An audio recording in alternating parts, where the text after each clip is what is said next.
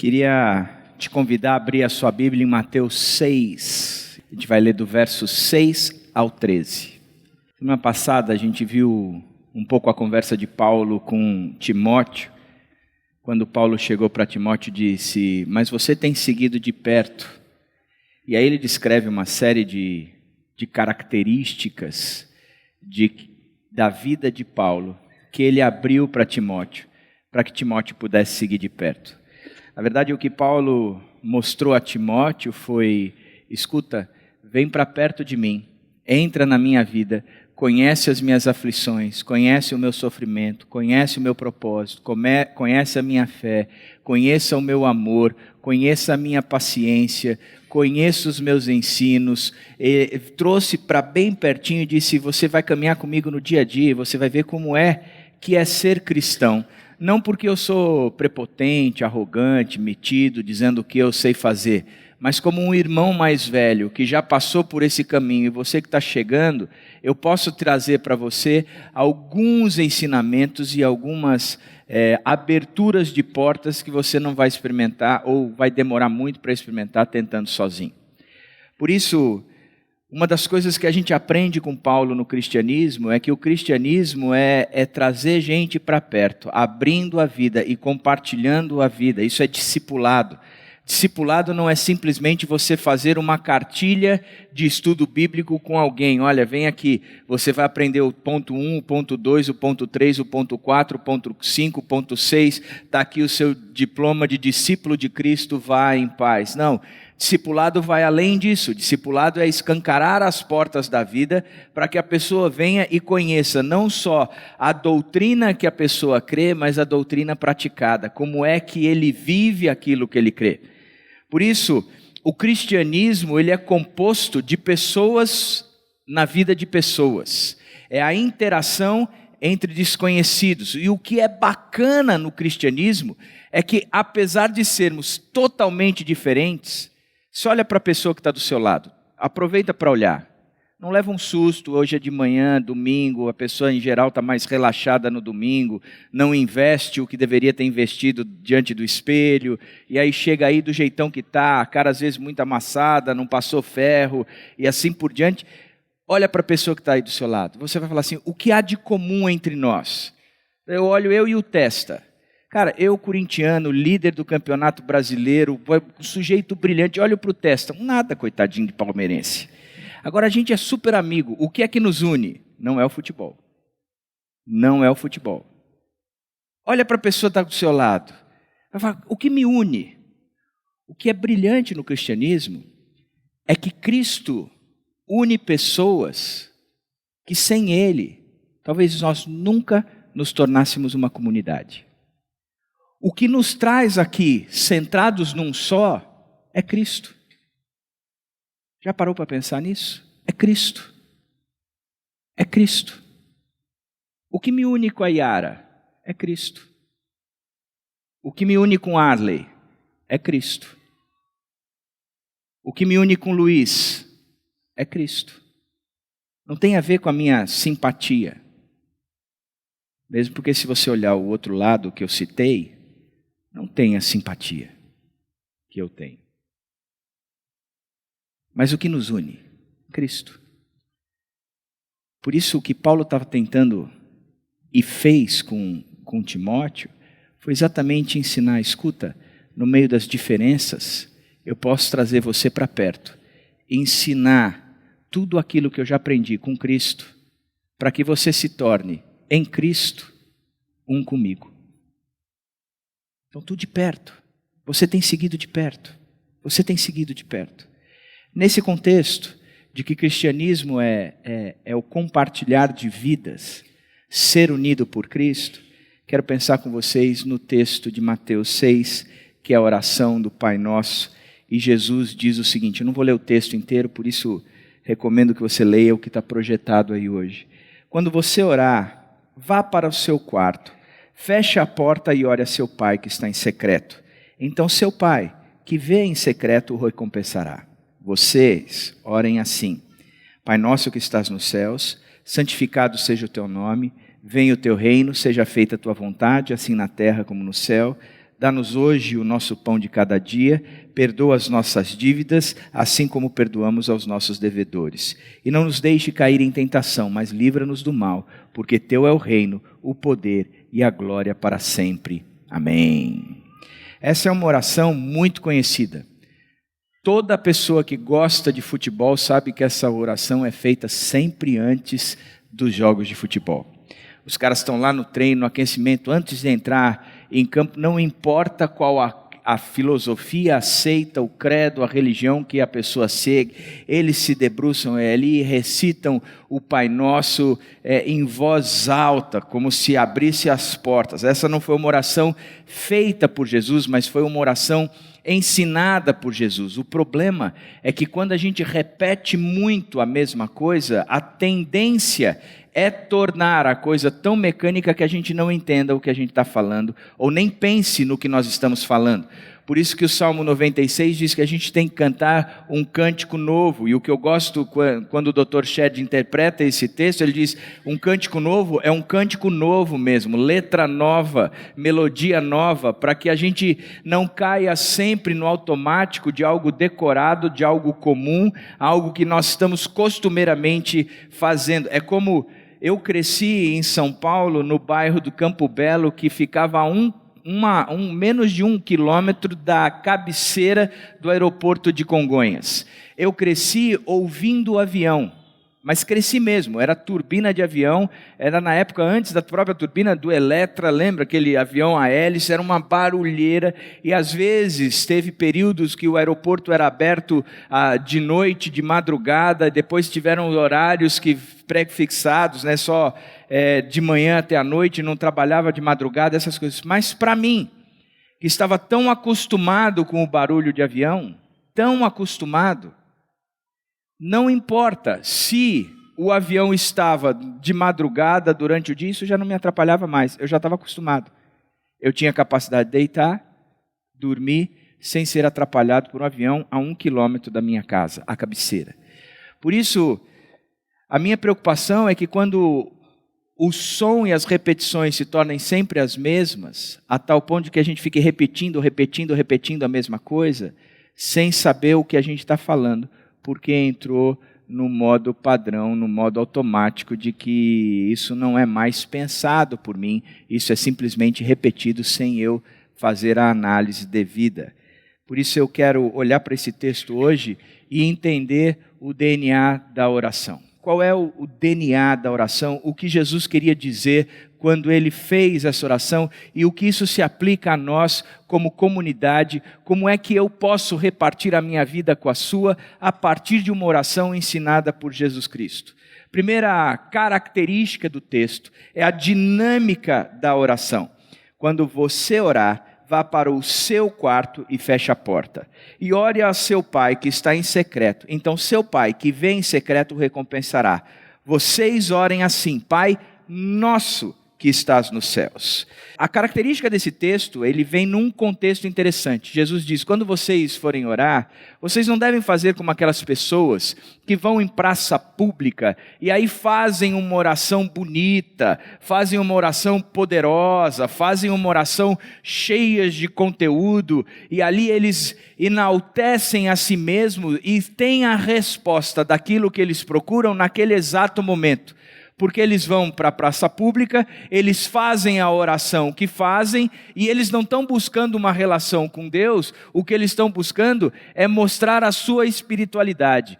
Porque eles mostram a espiritualidade de forma pública, eles acabam recebendo a recompensa naquele exato momento, quando o objetivo deles é só tornar a oração pública conhecida por todos, para que todos vejam a sua espiritualidade. Ele diz, vocês não devem fazer assim. O caminho de vocês é inverso. Vocês vão para o seu quarto, vocês sozinhos no seu quarto vão trancar a porta e ali vocês vão orar. E quando vocês forem orar, a oração de vocês vai ser Pai nosso que estás nos céus. Interessante que ele começa com essa afirmação, Pai nosso que estás nos céus. E esta afirmação, ela implica em pelo menos 3 alertas ou 3 informações. Pai nosso, Pai, ele apresenta Deus como um Pai. Deus é pessoal. Deus não é uma força, Deus não é energia, Deus não é uma ideia, Deus não é um poder, Deus não é aquilo que sustenta o universo como uma energia cósmica. Deus é um ser, e como ser Ele é pessoal, Ele está para relacionamentos. A segunda coisa é que Ele se apresenta como um Deus amoroso. Ele preenche o ideal da paternidade em seu cuidado amoroso para com os filhos. Quando vocês forem orar, vocês vão entrar no secreto do quarto de vocês e o que vocês vão falar é Pai Nosso. Vocês entendem que existe uma pessoa, essa pessoa é o Deus verdadeiro, único, o Senhor de todo o universo. E Ele pede para ser apresentado como o Pai, aquele que cuida dos filhos. Por isso você pode se relacionar não somente com um Deus que é pessoa, mas um Deus que se apresenta como uma pessoa amorosa. E o terceiro é que Ele é poderoso. Pai nosso que estás no céu. Ele apresenta um Deus que está sentado no trono, estabelecido no céu, e no céu Ele reina de lá com todo poder e autoridade. Portanto, quando o próprio Jesus ensina a oração, Ele apresenta essa oração, Ele inicia essa oração dizendo: vocês têm que entender que antes de mais nada, o que eu estou propondo aqui não é de forma nenhuma uma religião, uma seita ou um conceito. O que eu estou propondo aqui é, antes de mais nada, um relacionamento com um Pai amoroso que é poderoso. Isso muda a maneira da gente abordar as nossas orações. Eu estou entrando num relacionamento, alguém que quer ouvir o meu clamor. Eu amo o texto de quando Moisés vê a sarça ardente, e ele estava acostumado com sarças que pegavam fogo no deserto, porque uma árvore seca, no meio de um deserto quente como aquele, não era incomum a árvore pegar fogo, só que aquela pegava fogo e não se consumia, e aquilo chamou a atenção. Assim que ele chega para conversar com Deus, e Deus desesperado para relacionamentos, que se manifesta numa sarça, se manifesta numa coluna de fogo, numa coluna de fumaça, se manifesta numa arca, num templo, numa tenda. Deus sempre correndo atrás por relacionamentos, chega para Moisés e diz: Moisés, eu ouvi o clamor do meu povo, eu vi as aflições, por isso eu desci para resolver esse problema. Um Deus pessoal, que se apresenta como um Pai amoroso e que é poderoso. Essa é a introdução. Só que a dinâmica da oração, ela é interessante. Deus diz o seguinte: você vai pegar e, em vez de em praça pública ficar orando, e Ele não está condenando aqui a oração pública, mas Ele está condenando aqui a oração que visa o enaltecimento da própria pessoa que faz a oração. Ele diz: em vez de você fazer essa oração pública, o que você vai fazer é entrar no seu quarto, sozinho, e ali você vai orar pelo povo. Pai que é nosso, não é um pai meu, não é um pai para mim, não é um Pai que me supre somente as minhas necessidades, que atende somente a minha oração. É um Pai que é nosso. Um Pai que é nosso. Ele diz: você vai para o isolamento, e no isolamento você está pensando no conjunto. Você vai no privado, e no privado você está pensando no público. Significa que se a nossa dinâmica com Deus não tiver um profundo afeto, a transformação na nossa vida, a tal ponto que eu possa afetar a vida do próximo, nenhum momento, esse meu movimento somente isolado está funcionando. Se eu sozinho com Deus não for transformado para transformar a vida do meu próximo, esse momento sozinho com Deus não está valendo de nada. Porque o movimento, a dinâmica da oração é o no secreto colocar o público em oração, para que eu vá para o público e eu saiba fazer o que aquilo em secreto foi pedido. Mas de forma nenhuma, uma coisa se isola da outra. Tanto que Jesus diz, você vai em secreto pedir pelo público. Você vai no privado clamar pelo público. Quantas vezes as nossas orações são voltadas para nós mesmos? E só para nós. Os nossos objetivos e foco de oração têm sido somente resolve os meus problemas. Resolve os meus problemas. Resolve os meus problemas. Quantas vezes é que eu chego no secreto, no privado, clamando para que eu seja a fonte de transformação do público? Quantas vezes eu chego no privado, trazendo o que o público precisa de fato? Mas quantas vezes eu chego no privado, trazendo somente e exclusivamente o que é meu? Eu acho interessante, Moisés é o meu personagem predileto, é quem eu mais gosto na Bíblia, na verdade é quem eu mais estudo, eu estudo Moisés todo ano. E uma das coisas que eu acho mais bacana na vida de Moisés é como ele se colocava entre Deus e o povo. O tempo todo. Deus vira para ele, sai da minha frente porque a minha ira vai se acender contra esse povo, eu vou descer lá embaixo, eu vou acabar com aquele povo todo, eu vou destruir de você, eu vou fazer uma grande nação. Aí Moisés vira para Deus e diz, não faça isso não, porque quem vai ficar mal na fita é o Senhor. As outras nações vão falar que o Senhor é do mal. É melhor o Senhor repensar tudo isso. Ele, então tá bom, não vou fazer isso. Então ele desce, vem ele mesmo, Moisés mata, volta e diz, botei a casa em ordem. Aí Deus diz, então tá bom, eu vou dar para vocês a terra prometida, mas eu não vou com vocês, porque vocês são um povo de dura cerviz, eu vou ficar irado facilmente com vocês, então eu vou dar um anjo, ele vai à frente e assim por diante. Aí o conceito de Moisés volta para Deus dizendo, Deus, eu quero dizer o seguinte, o Senhor falou que ia nos matar, não nos matou. Agora o Senhor está falando que vai dar a terra prometida para a gente, mas não vai nos levar. Então volta com a ideia inicial, nos mata aqui. Porque entrar na terra prometida sem o Senhor não vale a pena. E você percebe que está o tempo todo Moisés se colocando entre Deus e o povo, entre Deus e o povo, entre Deus e o povo. A vida privada de oração de Moisés refletia a vida pública de Moisés. O que Moisés fazia com Deus refletia no que Moisés fazia com o povo. Tanto é que todas as vezes que Moisés entrava na tenda do encontro para orar, para adorar, para ouvir, para ser direcionado por Deus, o povo ficava na porta da sua tenda, olhando para a tenda do encontro em adoração, porque a vida pública de Moisés refletia a vida privada de Moisés. O que acontecia entre Moisés e Deus refletia entre Moisés e o povo. E o que acontecia entre Moisés e o povo refletia entre Moisés e Deus.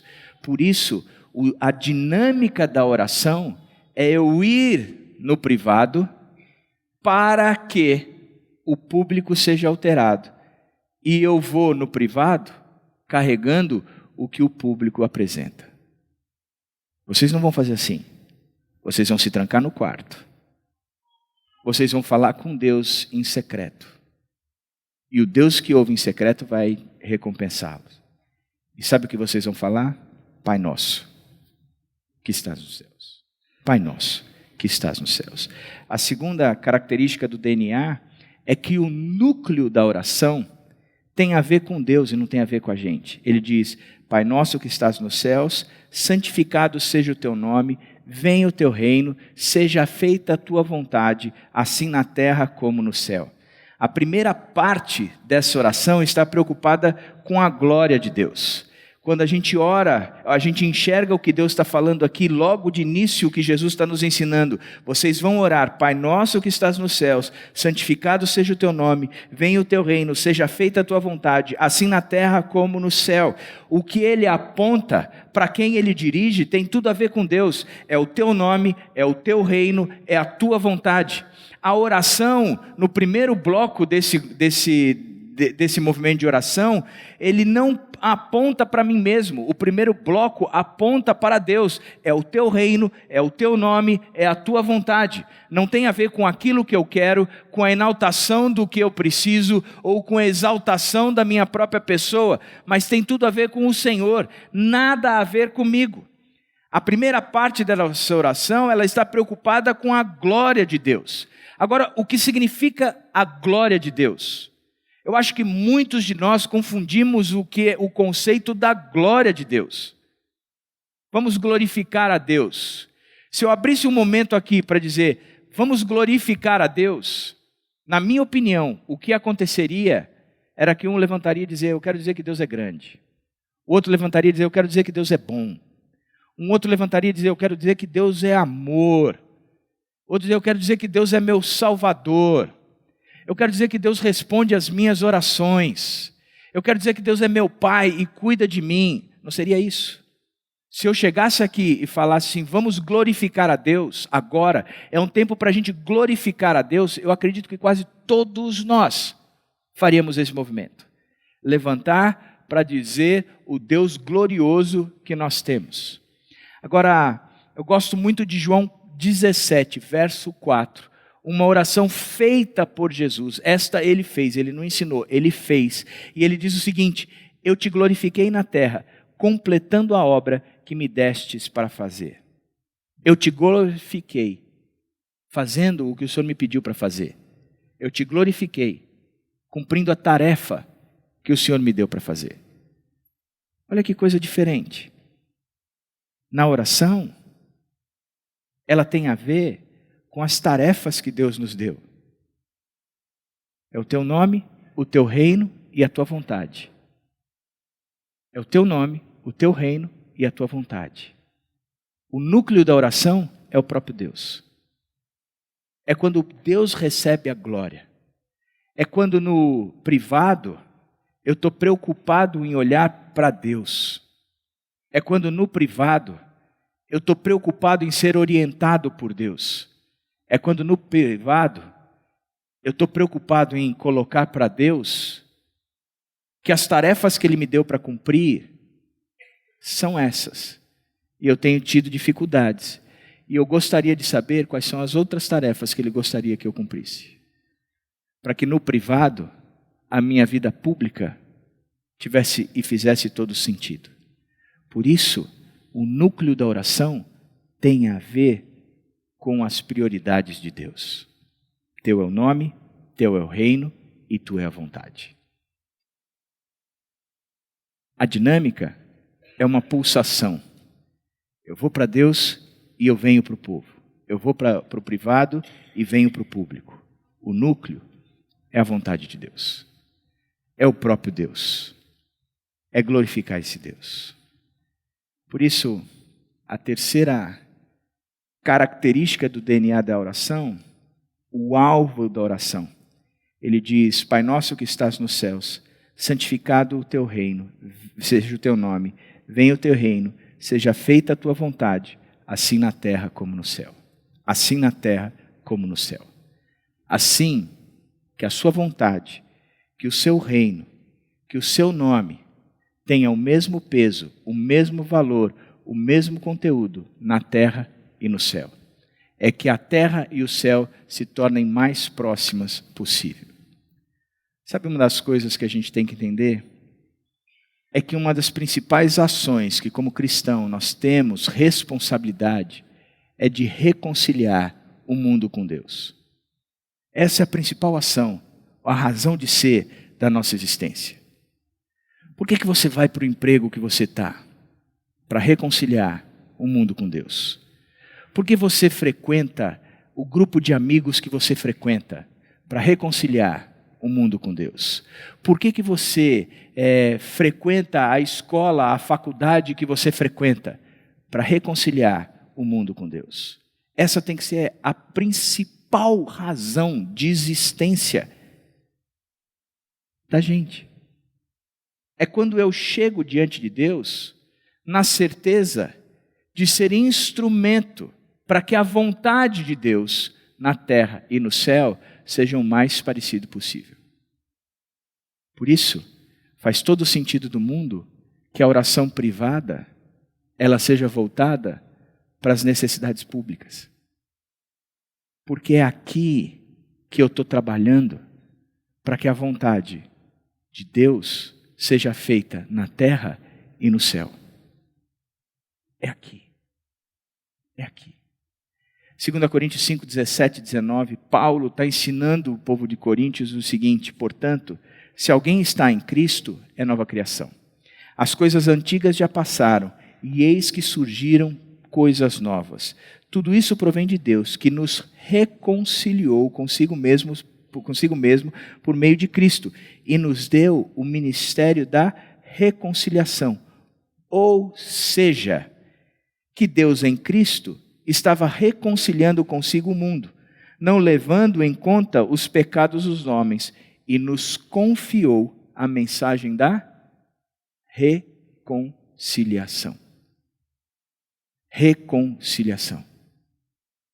Deus nos confiou a mensagem da reconciliação.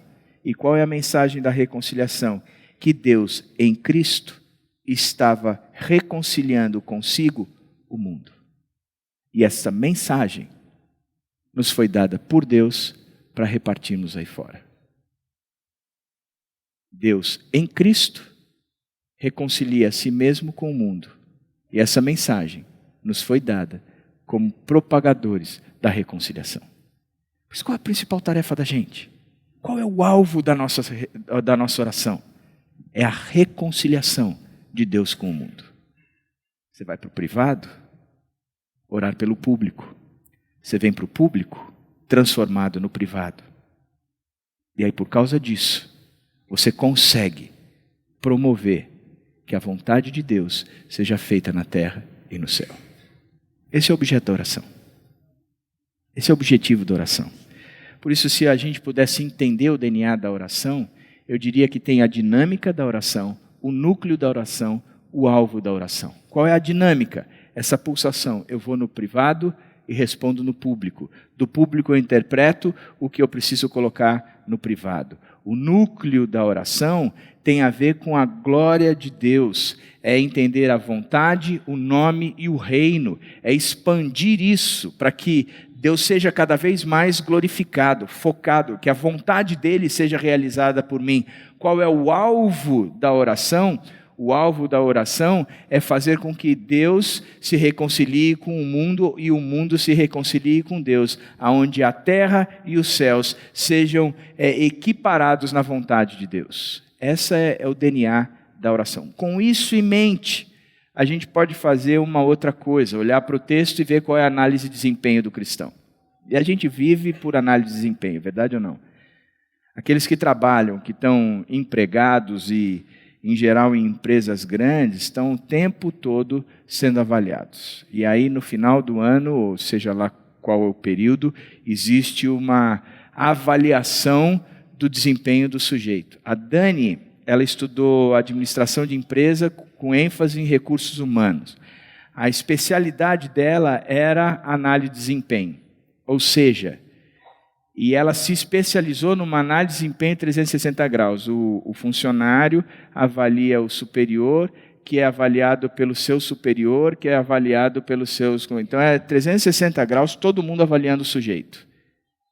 Essa é a especialidade da Dani. Ou seja, eu e os meninos lá em casa, nós somos avaliados 360 graus o tempo todo em tudo que nós fazemos. Quem conhece a Dani sabe que esse é o movimento dela. Agora ela está fazendo psicologia. Nós estamos mudando de casa, deixando a Dani sozinha em casa, porque a gente não vai sobreviver a isso. A gente não sobreviverá ao próximo movimento, próxima onda lá de casa. Fato é, nós vivemos num mundo de meritocracia. Já parou para pensar nisso? Nós somos avaliados por aquilo que nós produzimos. Eu não gosto disso, porque eu não acho que esse é o movimento de Deus. Deus não nos avalia por aquilo que nós produzimos. Deus nos avalia pelo quanto nós nos rendemos diante dele. Não é o resultado. Portanto, vamos olhar para o que o texto diz e pensar um pouquinho mais. Mas antes, uma equação do crescimento espiritual, o que eu sempre falei aqui. Quem está comigo já esses anos todos sabe que essa é uma frase, é uma equação que eu repito muito, mas cada vez mais eu entendo que a gente precisa repetir mais e mais. Como é que eu analiso se eu estou crescendo espiritualmente?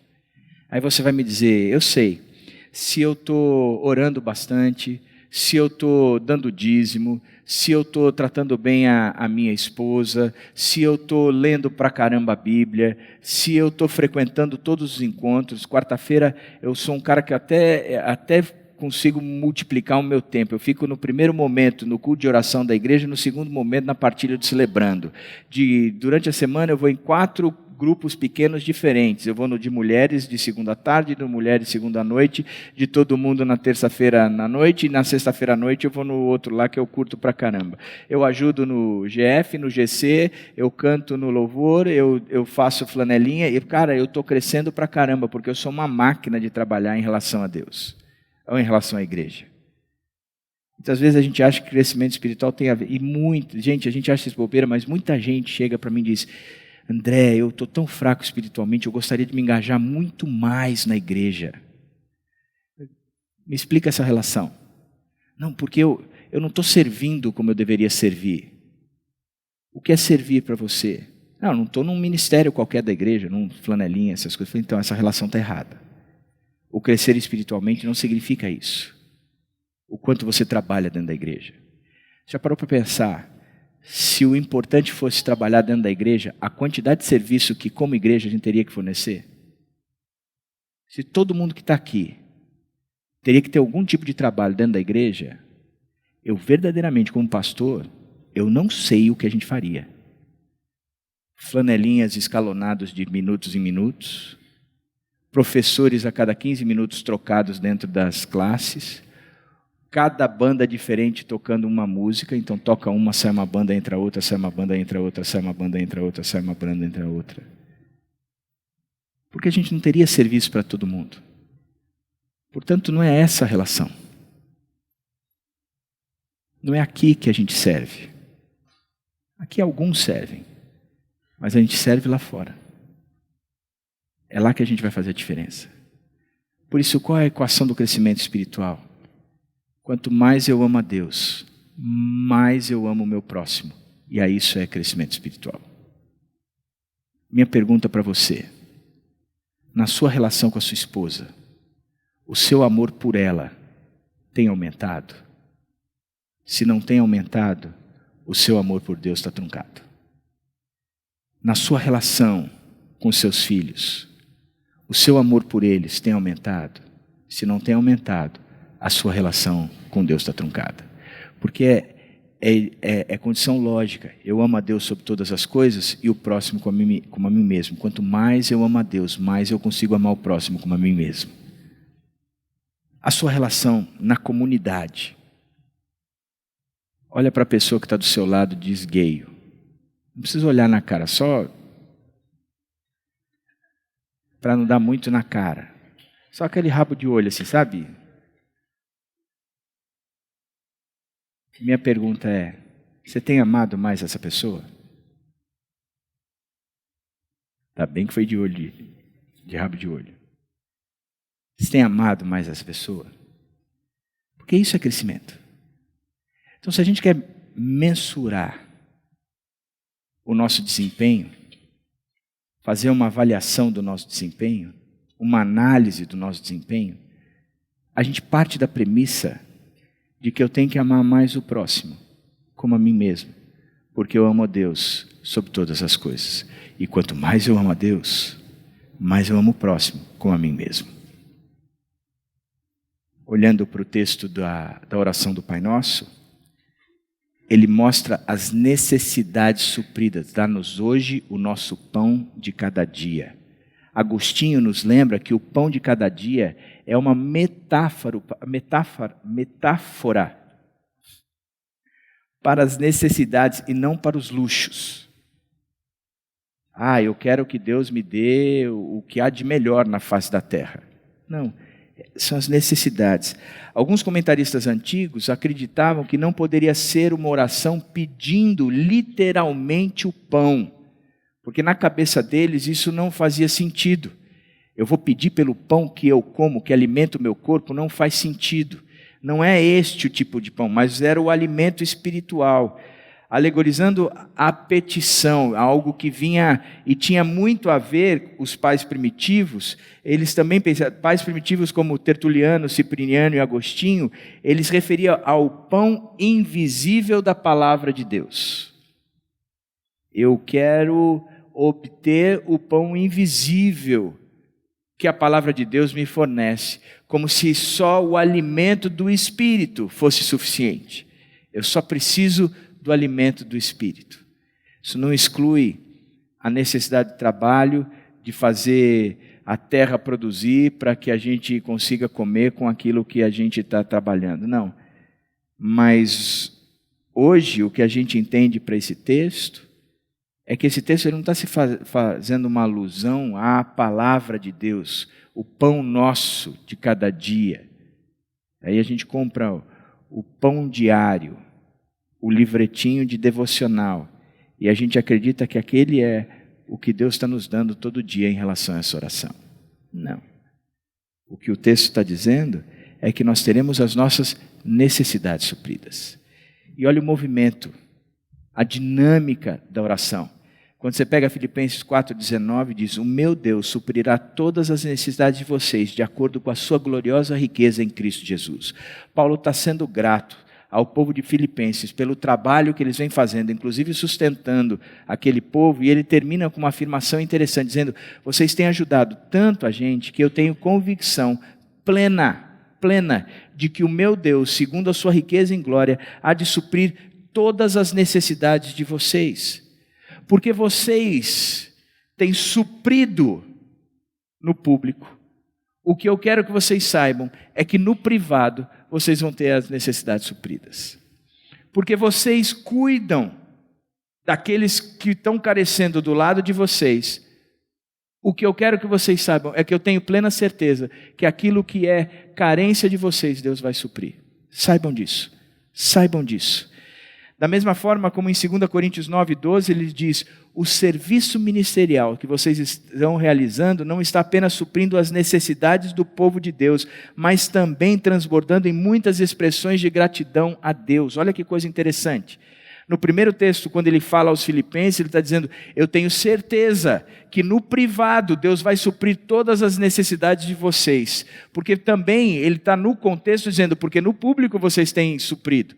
Mas no segundo momento, em Coríntios, ele está dizendo: escuta, a maneira como tem repercutido a vida de suprir a necessidade dos outros que vocês adquiriram, ou que vocês têm vivido como padrão, é tão impressionante isso, tão impressionante, que vocês não só têm suprido a necessidade de muitos cristãos, mas vocês têm feito muita gente expressar a gratidão a Deus por causa da vida generosa que vocês têm vivido, ou trouxeram para vocês, assumiram como padrão.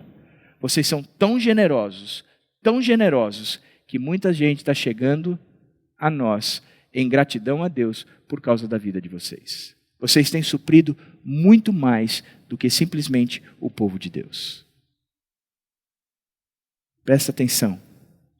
É tão interessante isso, porque se a gente for analisar plenamente o que o texto está dizendo, ele vai além da oração do privado, que diz: Senhor, supre as minhas necessidades.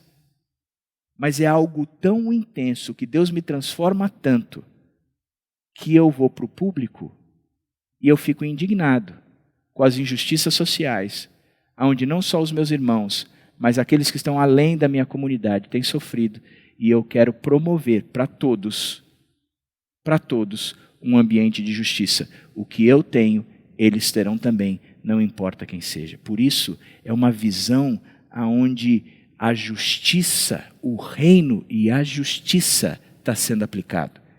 Esse é onde todo mundo, muita gente ganhando muito e poucos ganhando nada. Ele fala, isso não é cristão. Isso tem que ser revertido. Isso acaba. É o pão que é nosso. O pão que é nosso. Vocês entenderam o que é comunidade? É quando o privado repercute no público de forma intensa. Segunda ação é quando ele diz os relacionamentos tratados. Perdoa as nossas dívidas, assim como perdoamos aos nossos devedores. Jesus atrela firmemente o nosso relacionamento com Deus ao nosso relacionamento com o outro. A dinâmica funciona nos dois sentidos. Porque eu sou perdoado no privado, eu tenho a condição, a capacidade, a autoridade e ao mesmo tempo a obrigação de perdoar no público. Se eu entendi que no privado tem coisas que eu não posso fazer, tem coisas que eu não posso ser, tem coisas que eu não devo existir ou não devo resistir, que eu não posso continuar nessa mesma condição, que eu tenho que sair dessa condição. Quando eu vivo assim, neste relacionamento privado, quando eu vou ao público, eu entendi que se lá eu sou perdoado, aqui eu também perdoo, aqui eu também promovo vida nos relacionamentos, aqui eu também caminho com o meu próximo, promovendo vida na relação entre eu e o meu próximo. Por isso, quanto mais eu amo a Deus, mais eu amo o meu próximo. E o contexto é claro. Perdoa as nossas dívidas, assim como perdoamos aos nossos devedores. Pai, no público a coisa está acontecendo, portanto, que no privado também aconteça. Pai, no privado está acontecendo, por isso, no público eu promovo a mesma coisa. Não dá para o cristão tratar o pecado sem ser o reconhecimento de erro e o enfrentamento dele mesmo, para consigo mesmo. Da mesma forma como não dá para o cristão ficar sustentando mágoa, raiva, amargura, ódio de um outro, sem tratar no privado para que o público seja transformado. E a terceira característica da análise de desempenho é o caráter renovado. E não nos deixe cair em tentação, mas livra-nos do mal. Livra-nos do mal. Ele não está dizendo, Senhor, que não haja tentação. Ele não está dizendo, Senhor, que na minha vida eu possa olhar para tudo que está ao meu redor e nada me afetar. Quero dizer que se você pensa isso, você está puramente enganado. O ser cristão é enfrentar tentações, lutas pessoais constantemente. Não há na face da terra um cristão que olhe e diga, eu não tenho dificuldades comigo mesmo. O próprio Paulo dizia, o bem que eu quero, eu não faço.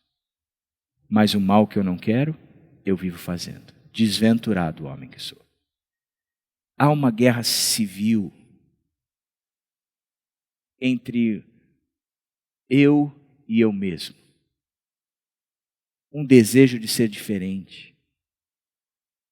Um olhar e dizer, cara, eu não posso ser assim. Eu não posso ser assim. Então, no privado, eu ajoelho e eu batalho por uma pureza e por uma santidade. No privado, eu luto diante de Deus para que esse pecado seja extirpado de mim. Recentemente eu ouvi alguém dizendo que a gente tem dificuldades hoje de falar o nome pecado. E alguns grupos não usam essa expressão, preferem usar um monte de outras expressões. É disfuncional, é falha de caráter, é uma série de outras coisas, mas isso a gente tem que mudar. Porque a Bíblia chama de pecado, e pecado é afronta contra Deus, não é algo disfuncional. É algo errado mesmo. É algo que precisa ser corrigido. É algo que está no caminho diferente, que não deveria estar.